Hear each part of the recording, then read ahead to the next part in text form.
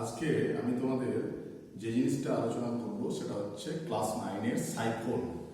Siphon হচ্ছে কি না, সাইফন হচ্ছে একটা ব্যবস্থা যার সাহায্যে অপেক্ষাকৃত কোনো উঁচু জায়গায় রাখা পাত্র থেকে নিচু জায়গার কোনো পাত্রতে তরলকে স্থানান্তরিত করা যায়। অর্থাৎ উঁচু জায়গায় রাখা কোনো তরল তাকে নিচু জায়গায় কোনো নাড়াচাড়া ছাড়াই যে ব্যবস্থার মাধ্যমে এক পাত্র থেকে অর্থাৎ উঁচু জায়গায় রাখা পাত্র থেকে নিচু জায়গায় রাখা পাত্রে স্থানান্তরিত করা হয় তাকে বলা হচ্ছে সাইফন। অর্থাৎ সাইফন কোথায় কোথায় ব্যবহার করা হয়? বিভিন্ন যে বড় বড় তেলের ব্যারেল থাকে সেখান থেকে ছোট ছোট ব্যারেলে তেলকে স্থানান্তরিত করার জন্যে কি করা হয়? সাইফন ব্যবহার করা হয়। অর্থাৎ সাইফনটা হচ্ছে কি না, সাইফন হচ্ছে একটা নল। সেটা কিসের তৈরি হতে পারে? প্লাস্টিকের হতে পারে, কাঁচের হতে পারে, রাবারের হতে পারে, পিভিসি পাইপের হতে পারে, যে কোনো ধরনের একটা ম্যাটেরিয়াল দিয়ে তৈরি একটা পাইপ। সেই পাইপটাকেই অ্যাকচুয়ালি বলা হচ্ছে সাইফন।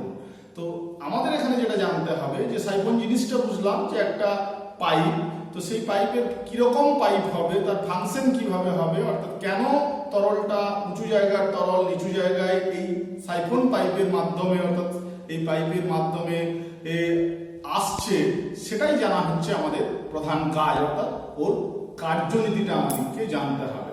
অর্থাৎ প্রথমে আমরা যেটা সাইফনের জানতে হবে যে কিভাবে সাইফন ফাংশন করে। সাইফনের ব্যবহার তো আমরা জানবই বা জানলামও যে কোনো উঁচু জায়গাতে রাখা তরলকে নিচু জায়গাতে স্থানান্তরিত করা কোনো মেশিন বা কোনো কিছুর সাহায্য ছাড়াই শুধুমাত্র পাইপের মাধ্যমে বায়ুমণ্ডলের চাপকে কাজে লাগিয়ে, সেটাই হচ্ছে সাইফন বা সাইফন ক্রিয়া।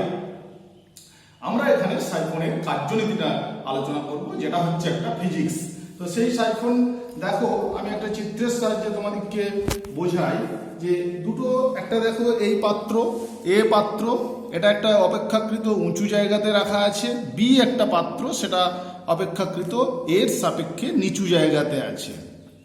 এখানে একটা এই যে উল্টানো ইউ আকৃতির পাইপ নেওয়া হয়েছে, এটাকেই বলা হচ্ছে সাইফন। এই যে উল্টানো ইউ আকৃতির পাইপ, এই পাইপটার সাহায্যে কি হবে, কি করে তরলটা এখান থেকে, তরলটা তখনই করা যাবে এই পাইপটাকে কিন্তু এর মধ্যে প্রবেশ করালেই যে তরল এখান থেকে এখানে আসবে তা আসবে না। কিন্তু এই পাইপটাকে আইদার প্রথমে জল দিয়ে ভর্তি করতে হবে, এই পাইপটাকে জল দিয়ে ভর্তি করে তারপরে দু জায়গায় এখানে এই তরলের মধ্যে একটা মুখ প্রবেশ করাতে হবে। কোনটা না, যেদিকে আমি তরলটাকে, যেখানে পাত্রের তরলকে স্থানান্তরিত করব সেখানের বাহুটাকে ছোট হতে হবে, আর যে পাত্রে স্থানান্তরিত করব সেই পাত্রে যে বাহুটা থাকবে নলের, সেটা কিন্তু বড় হতে হবে। এটা সাইফনের শর্ত।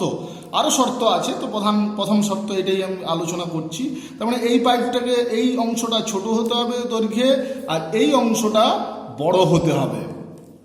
এবারে এই পাইপটাকে প্রথমেই জল ভর্তি করে তারপরে নলটাকে এই মুখে দিতে হবে, অথবা মুখ দিয়ে এই যেদিকে আমাদের খালি আছে সেই দিকে মুখ দিয়ে সেই প্রান্তের, এই প্রান্তে পাইপটাকে আমরা তরলের মধ্যে ডোবালাম, অপর প্রান্তে মুখ দিয়ে আমরা টানলাম, টানলে একবার তরল এইদিকে আসা শুরু করবে, তারপরে কন্টিনিউয়াসলি তরল আসতে থাকবে যতক্ষণ না এই দুটো হাইট সমান হচ্ছে আর কি। যদি হাইট সমান না হয় তাহলে পুরো তরলটা এখান থেকে এখানে চলে আসবে। এটা হচ্ছে এইভাবে সাইফন কাজ করে। তো সাইফনের কার্যনীতিটা কি না, সাইফনের একটা এই যে ইউ আকৃতির পাইপ নিয়েছি, উল্টানো ইউ আকৃতির, তো সেই ইউ আকৃতির পাইপের মধ্যে কতগুলো বিন্দু নিলাম। মনে করো এই এ পাত্রের মধ্যে একটা বিন্দু, এইটা সাপোজ যদি বলি বি, এক্ষেত্রে বা এটা ই বলছি মনে করো, তো এই একটা বিন্দু, সি একটা বিন্দু, অনুভূমিক রেখার উপর দুটো বিন্দু নিচ্ছি সি এবং ডি, আর এখানে একটা বিন্দু নিলাম এই বি পাত্র, এখানে একটা মনে করো বিন্দু নিচ্ছি ই। তো এই যে তরলটা এখানে আছে, আমাদের কি আছে, তরলের মধ্যে এই নিচের দিকে বায়ুমণ্ডলীয় চাপ আছে, অর্থাৎ বায়ু স্তর আছে, বায়ুমণ্ডলীয় চাপ আছে। তোমরা যখন টরিশিলি পড়ানো হয়েছিল, এখানে চাপ পি হলে এখানেও চাপটা এই বিন্দুতে কত চাপ হবে, P পি হবে। বায়ুমণ্ডলীয় চাপ এদিকে কাজ করছে, তার উল্টো দিকে তরলের যে চাপ, দুটো চাপ সমান, তার জন্য তরল কোথাও স্থানান্তরিত হয়ে কোনো দিকে যাচ্ছে না, বায়ুমণ্ডলের দিকেও যাচ্ছে না। তাহলে এইখানে চাপ যদি পি হয়, তাহলে এইখানে বায়ুমণ্ডলের চাপ পি। আমাকে বায়ুমণ্ডলের চাপ কি করবে? তরলকে স্থানান্তরিত করবে, অর্থাৎ এই তরল বায়ুমণ্ডলীয় চাপের সাহায্যে কি হবে? উপরের দিকে যাবে। আমরা জানি যদি পারদের একটা পারদপূর্ণ পাত্র থাকে, সেখানে যদি আমরা একটা ইউ আকৃতির টিউব করি, তাহলে আমরা জানি যে 76 সেন্টিমিটার পারদটা উপরে ওঠে। সেটা হচ্ছে কিসের সাহায্যে? বায়ুমণ্ডলীয় চাপের সাহায্যে। যখন পারদ করব তখন 76 সেন্টিমিটার উপরে উঠবে। তো এখানে সেরকম এই বায়ুমণ্ডলীয় চাপের সাহায্যে এই তরল কিন্তু উপরে উঠবে। তার জন্যে এই দৈর্ঘ্যটা এমন নিতে হয় যেন বায়ুমণ্ডলীয় চাপ তরলকে যতটা তুলতে পারে তার থেকে যেন ছোট হয় বা তার সমান হয়, তার থেকে যেন এই পাইপের দৈর্ঘ্যটা বড় না হয়। এরপরে এই যে অনুভূমিক রেখা আছে সি এবং ডি, এখানে তো বুঝতে পারলাম যে বায়ুমণ্ডলীয় চাপে এ তরলটা এই ই বিন্দু থেকে বা এই তরলের বিন্দু থেকে সি বিন্দুতে যাবে। এবারে সি থেকে ডিতে কখন যাবে? তরল তখনই এক জায়গা থেকে আরেক জায়গায় প্রবাহিত হয় যখন বেশি চাপ থেকে কম চাপের দিকে, অর্থাৎ হাই প্রেসার থেকে লো প্রেসারের দিকে। তাহলে তোমাকে দেখাতে হবে যে সি বিন্দুতে চাপ যদি আমরা ধরি পিসি আর ডি বিন্দুতে চাপ যদি ধরি পিডি, তাহলে পিসি যদি গ্রেটার দেন পিডি হয়, তাহলে তরল এখান থেকে এখানে যাবে। আর তরল যদি এখানে চলে আসে, তারপরে তো অভিকর্ষের টান আছে, অভিকর্ষের টানে এখানে নিচে চলে আসবে অটোমেটিক। তাহলে আমাদের এখানে মূল বিচার্য বিষয় যেটা দেখতে হবে, সি এবং ডির মধ্যে পিসি অর্থাৎ সি বিন্দুতে চাপ যদি ডি বিন্দুর চাপের থেকে বেশি হয়, তাহলে তরল সি থেকে ডি আসবে। আর ডিতে যাই পৌঁছালো, তাহলে এখানে নিচের দিকে আছে, অভিকর্ষের টানে কি হয়? তরল উপর থেকে নিচের দিকে পড়ে, তাহলে এখান থেকে নিচে প্রবাহিত হবে। তাহলে আমাকে দেখতে হবে যে সি বিন্দুর চাপ প্রমাণ করে দেখাতে হবে যে ডি বিন্দুর চাপের থেকে বেশি, এবং কখন সেই চাপটা বেশি হবে। মনে করো এই সি বিন্দু থেকে এই যে তরলের অনুভূমিক পয়েন্ট আছে, সেই অনুভূমিক রেখার দৈর্ঘ্য হচ্ছে সাপোজ ধরে নিলাম H2। আর ডি বিন্দু থেকে, যেখানে প্রথমে তো এই পাত্রটা খালি থাকবে, এখানে তরল আঁকা আছে, ঠিক আছে, তো সেই খালি পাত্রে অর্থাৎ যে বা তরল তলও যদি বলি, তরল এখানে এই পাত্রে পর্যন্ত দূরত্ব হচ্ছে H2। তো আমার এখানে H1 কি আছে না, H1 হচ্ছে লেস দেন H2, অর্থাৎ H2 বড় H1 এর থেকে, এটা হতেই হবে, না হলে সাইফন ক্রিয়া কাজ করবে না। কেন করবে না সেটাও আমরা বুঝতে পারবো। তাহলে সি বিন্দুতে চাপ আমরা জানি যে এখানে তরল দ্বারা এটা পূর্ণ আছে, তরল স্তম্ভ। তাহলে তরল কোনো পাত্রের যত আমরা নিচের দিকে যাই তরলের তলে, তত তার চাপ বেশি হয়। তাহলে যদি আমরা একটা মনে করো এটা তরল হয়, এটা যদি অ্যাটমসফিয়ার হয়, তাহলে এখানে তরলের নিচের চাপ কি হবে? তো তরলের নিচের চাপ হচ্ছে তোমার বাড়তে থাকবে। কতটা বাড়বে না, আমরা তরলের কোনো বিন্দুতে চাপ এইচ গভীরতায় একটা ফর্মুলা পড়েছি, P equal to HDG। H মানে হচ্ছে হাইট, ডি মানে হচ্ছে ডেনসিটি, আর জি মানে হচ্ছে অভিকর্ষজ ত্বরণ। তাহলে সাইফনের যে এই একই অনুভূমিক রেখার সি এবং দুটি বিন্দু নেওয়া হলো, ধরে নিলাম যে বায়ুমণ্ডলীয় চাপ হচ্ছে পি। তাহলে এ পাত্রের তরল তল থেকে সি বিন্দুর উচ্চতা কত? H1 ধরে নিয়েছি। তাহলে সি বিন্দুতে চাপ যদি পিসি হয়, পিসি কি হবে? বায়ুমণ্ডলীয় চাপের থেকে কম হবে। কতটা কম হবে? এই যে তরলটা পূর্ণ আছে, এই তরলের যে চাপ, সেই পরিমাণ চাপটা কি হবে? কম হবে। তাহলে সি বিন্দুতে তরলের চাপ যদি তোমার পিসি ধরি, তাহলে পিসি কি হবে? এই যে অনুভূমিক উপরের যে বায়ুমণ্ডলীয় চাপ, তার থেকে কতটা কম হবে? HDG পরিমাণ। এখানে H কত? উচ্চতা H1। তাহলে পিসি সি বিন্দু এ পাত্রের তরল তল থেকে সি বিন্দুর উচ্চতা সমান H1 হলে সি বিন্দুতে চাপ পিসি সমান পি মাইনাস H1 ডিজি, অর্থাৎ H1 ডিজি পরিমাণ চাপ কম হবে।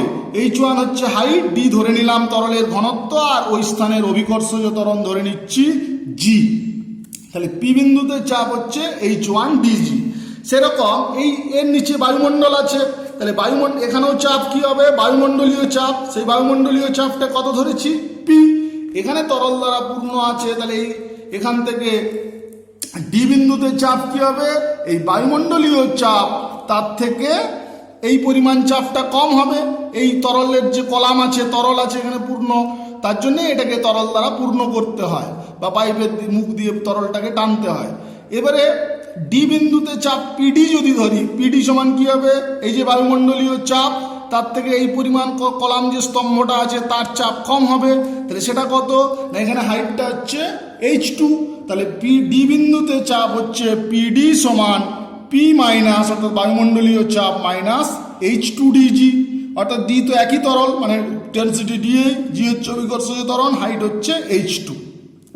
তাহলে দেখো যদি মনে করো পিসি, এবারে এই হাইটটা ছোট, অর্থাৎ এই ডিজি সমান, তাহলে যেখানে এই সংখ্যাটা যদি বড় হয়, এই সংখ্যাটা যত বড় হবে তত গুণফলটা বড় হবে।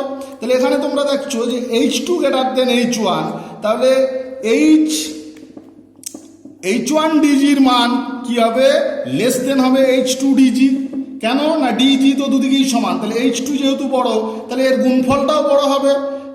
অর্থাৎ মনে করো 3 4 আছে, দু জায়গায় 3 4 একটা সাপোজ, এখানে যদি 5 গুণ করি তাহলে এখানে গুণফলটা যা হবে এখানে 10 গুণ করলে নিশ্চয়ই বেশি হবে, তাহলে এই গুণফলটা বড়।